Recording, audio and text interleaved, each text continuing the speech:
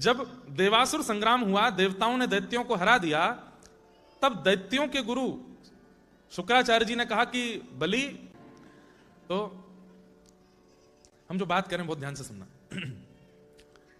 तो शुक्राचार्य जी ने कहा, बलि यदि तुम देवताओं पर विजय प्राप्त करना चाहते हो तो ब्राह्मणों का आशीर्वाद लो।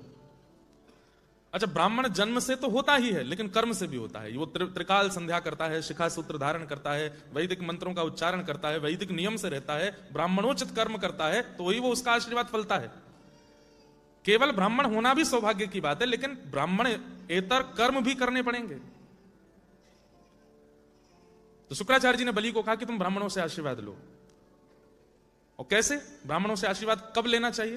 तब कहते हैं संध्यांते, सुबह सुबह ब्राह्मण जब संध्या वंदन करके, गायत्री उपासना करके, तिलक स्वरूप धारण करके अपने आसन से जैसे ही उठे, तुरंत उसको प्रणाम करो। दूसरा कहा शिव पूजांते, घर में शिव की पूजा कराओ, शिव आराधना कराओ, रुद्राभिषेक कराओ, और रुद्राभिषेक कराने के बाद फिर ब्राह्मणों को प्रणाम करो। और तीसरा कहा भोजनांते, भोजन कराओ, भोजन करा के ब्राह्मण को प्रणाम करो।